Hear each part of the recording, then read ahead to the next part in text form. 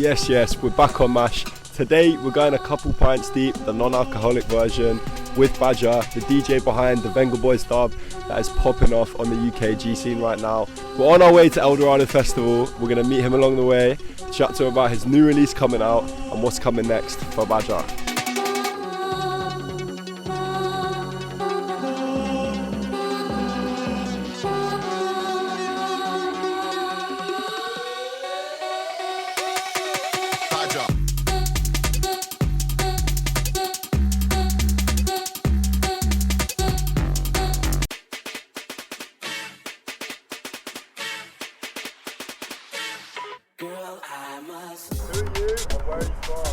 So I'm Badger, I've been living in Bristol for the last 7 years. I grew up in Brighton.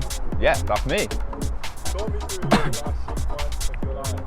So the last 6 months of my life have been crazy, to be honest. I think the biggest difference in terms of my music getting serious exposure and some kind of little blow up moments has been just like plugging away on social media. So it was probably around like November, December time last year. I was so aware of how important and crucial TikTok was, but I hadn't quite made the jump yet. So I was like, sod it, do you know what? I'm just going to get involved. I feel a little bit too old for it and like it's a bit cringy, but I'm just going to post like 2 or 3 every day to TikTok and see what happens. What I did was sort of make around 7 to 10 like small song ideas, like 16 bars per week. And then every single one of those, literally just put my iPhone in the corner of my room, thrash around, like think of a silly caption to put up, whack all of those on TikTok, and then the tunes that did really well, I was like, okay, that's a finisher. That's led to loads of huge DJs supporting me. Bookings have kind of been like flying in. I've been able to put my fee up a little bit. And I'm just at the point now, sort of 6-7 months into doing that, where I'm about to go full-time music and quit my day job. So yeah, times are exciting, man. I'm very lucky and very grateful to be where I'm at.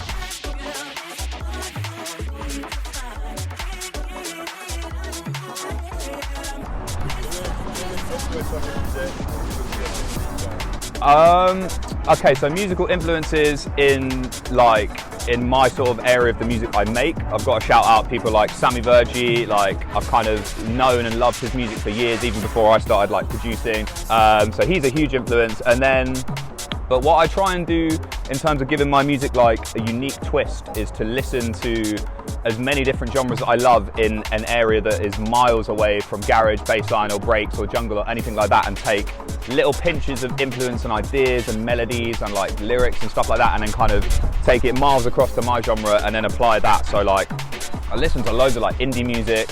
I still love bands like Slipknot and people like that. There's loads of sort of like rap that I'm into, definitely partial to a bit of drill as well, people like Central C and that. Dream feature's a tough one. I mean, in terms of like, so today actually my Vengaboys edit has been picked up and signed by Universal and a label called Always Dance. And basically they picked it up, they played it to Vengaboys management. They liked it so much that they've decided they want to say it's not an edit, but put it out as like an official collab. And it's out today on Spotify, iTunes, all other streaming stores, all of that. So that's just like the craziest feature that I could have never imagined would happen. Why do you make music?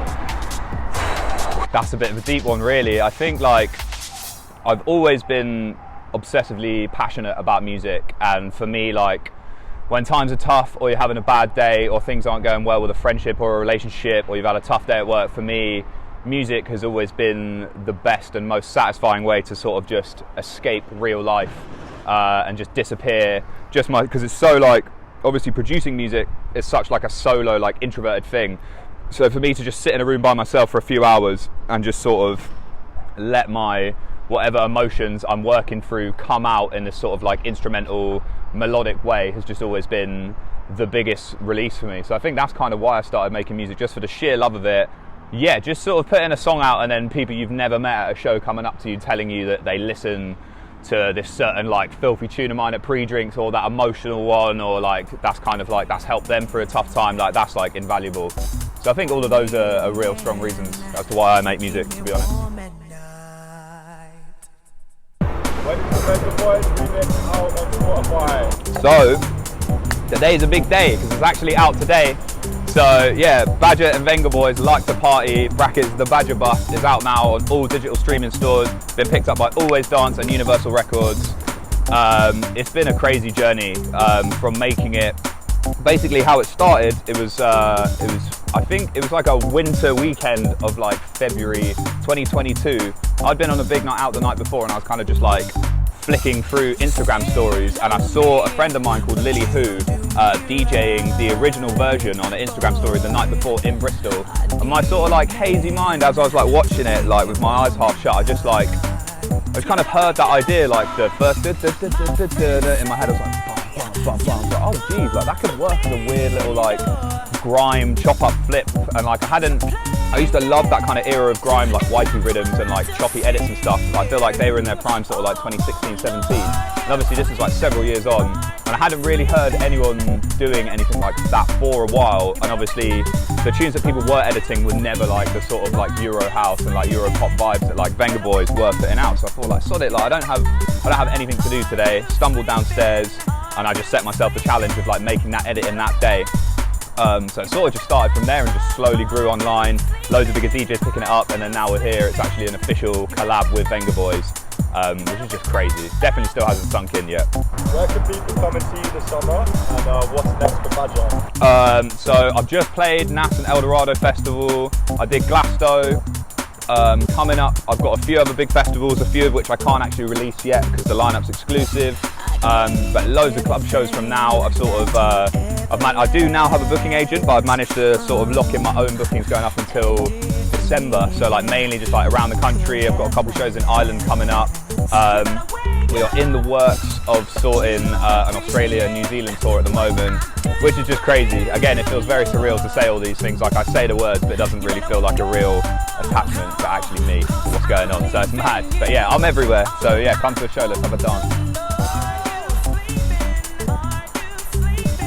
Yes people, I'm Badger. This has been the sober version of A Couple Pints Deep. I've got my coffee on the go, and a nugget of wisdom from me is just, no matter what you're doing, if you're doing something creative, keep going. Even when it feels like it's not going to happen, even when things feel real slow and real stagnant, keep going, show up for yourself every day, stay resilient, be humble, be a good person, and honestly, things will happen. Like I've seen it myself. I've been producing for 7 years, and the last 6 months of my life, I've seen some huge changes. I could have easily given up after 2 years, 3 years, but if you really love it and you're really passionate about it, keep going. You've got this. Love from Uncle Badge.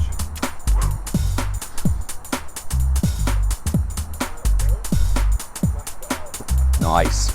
Yeah, I like doing shit like this, to be fair. It is fun, yeah. Mash it up.